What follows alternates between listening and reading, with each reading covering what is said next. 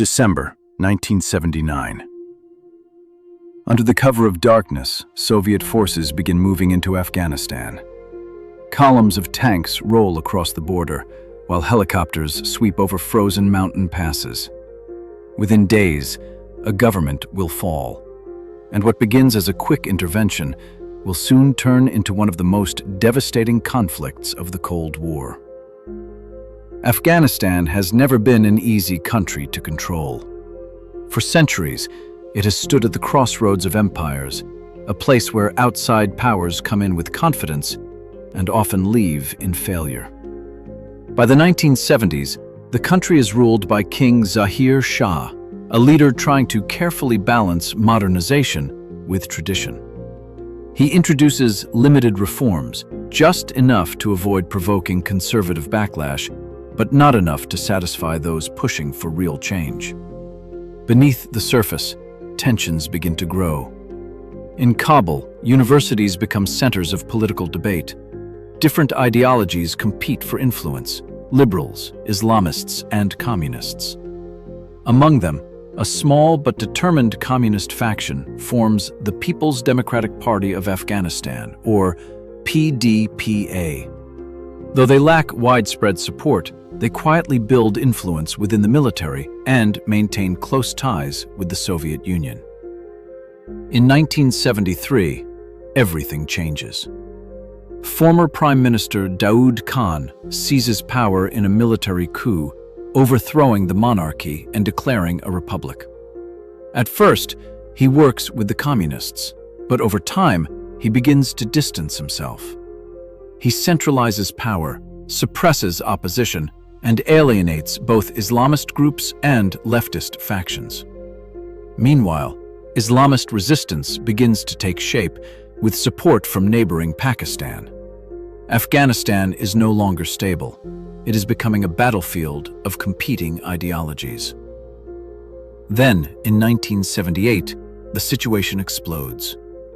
After the arrest of communist leaders, PDPA-aligned military officers launch a sudden coup. Tanks roll into Kabul, jets roar overhead, and, in a matter of hours, Daoud Khan is killed. The communists seize control and declare a new government. What follows is a rapid and aggressive attempt to transform Afghan society. The new leadership introduces sweeping reforms, redistributing land, expanding women's rights, and attempting to dismantle traditional power structures. But Afghanistan is deeply religious and deeply rooted in tradition. To many, these reforms are not progress. They are an attack on their way of life. Resistance spreads quickly. Across the countryside, uprisings begin to erupt.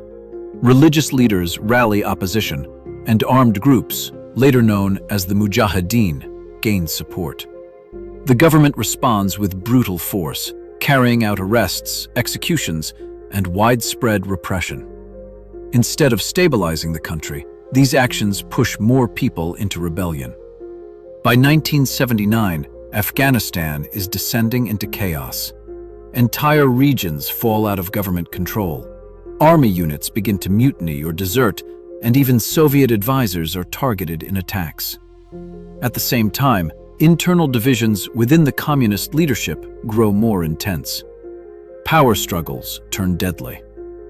In a dramatic shift, Hafizullah Amin eliminates his rival and takes full control of the government. But his leadership only deepens the crisis. He is seen as unpredictable and ruthless, and his actions alarm both his own allies and the Soviet Union. To Moscow, Afghanistan is slipping out of control, and Amin is becoming a serious liability. Inside the Kremlin, Soviet leaders face a critical decision. Afghanistan sits within their sphere of influence, and losing it could have major consequences in the Cold War. But direct military intervention carries enormous risks. Some officials warn that Afghanistan is too unstable, too complex, and too dangerous to control. They fear a prolonged conflict with no clear end. Others argue that doing nothing would be even worse. If Afghanistan collapses or shifts toward Western influence, it could weaken the Soviet position globally. In the end, fear and strategic pressure outweigh caution. The decision is made. In December 1979, the Soviet Union prepares for intervention. Tens of thousands of troops are mobilized, and a plan is set in motion. Not just to stabilize Afghanistan, but to remove Amin from power and replace him with a more reliable leader. On December 24th, Soviet forces begin crossing the border. Within days, large parts of the country are under their control. But the most critical operation is yet to come. On December 27th, Soviet special forces launch a high-risk mission targeting the Tajbeg Palace, where Amin is based.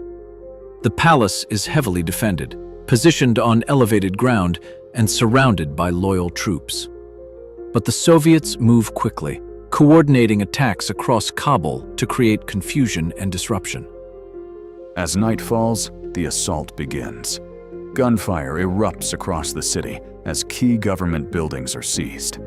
Communication lines are cut, and Afghan forces struggle to understand what is happening. Confusion spreads rapidly. Some units believe this is a coordinated defense operation. Others realize too late that they are under attack. Explosions echo through Kabul as Soviet teams secure radio stations, military headquarters, and strategic checkpoints. The city, once tense and unstable, is now slipping into chaos. Lights flicker across entire districts as power is disrupted, and the sound of sirens mixes with distant gunfire. Inside the Tajbeg Palace, Amin is initially unaware of the true scale of the situation. Reports come in, fragmented, inconsistent, and increasingly alarming. Some officers insist everything is under control. Others warn that Soviet forces are moving far beyond their assigned positions. At first, there is hesitation. The Soviets are supposed to be allies, but the sound of gunfire is getting closer. Guards are repositioned, orders are shouted, defensive positions are reinforced around the palace grounds. Machine gun nests are manned, and armored vehicles are put on standby. The palace, sitting high on a hill, becomes a fortress preparing for an incoming storm. Outside, Soviet commandos move with precision. Armored vehicles push forward under heavy resistance, while elite units advance on foot, navigating through defensive positions and incoming fire. Afghan guards open fire from entrenched positions, forcing the attackers to slow down. The assault is no longer a clean operation. It becomes a brutal fight for every meter. As the first wave reaches the outer defenses, the Soviets encounter minefields, barricades, and coordinated gunfire from multiple directions. Tracer rounds cut through the darkness, illuminating the battlefield in flashes of orange and red. The attackers regroup quickly. They adapt. Fire support is called in to suppress key positions, while smaller assault teams begin probing for weaknesses in the defense. Every movement is calculated, but every step forward comes with risk. Inside the palace, tension rises. Amin is now fully aware that something is wrong. The idea that Soviet forces could be targeting him still feels almost impossible, but the evidence is undeniable. Loyal guards prepare for a direct assault, knowing that retreat is not an option. Then, the perimeter is breached. Soviet units push through the outer defenses and begin advancing toward the main structure. The fighting intensifies as both sides exchange heavy fire at close range.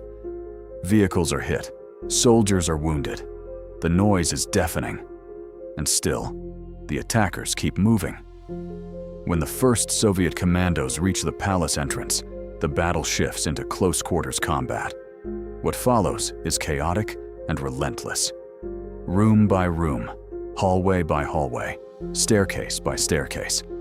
There is no clear front line, only confusion, noise, and split-second decisions. Some defenders attempt to regroup and counterattack. Others hold their positions, determined to fight until the end. Grenades are thrown into locked rooms. Doors are forced open. Shadows move in the dim light as both sides struggle to identify targets in the chaos. Every second feels stretched, every movement unpredictable. The palace, once a symbol of power, is now a battlefield. Amid the confusion, Soviet units push deeper into the structure. They take losses, but their momentum cannot be stopped. Their objective is clear: find Amin and secure the building before any organized resistance can form. Time is critical. Every minute increases the risk of reinforcements arriving from nearby units. The longer the fight continues, the more dangerous the situation becomes. But the Soviets maintain the advantage. Their coordination, training, and sheer intensity begin to overwhelm the defenders. Gradually, resistance starts to collapse. Gunfire becomes more sporadic. Positions are abandoned.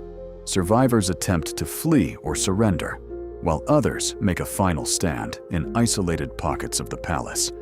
At the center of it all, the final objective is reached.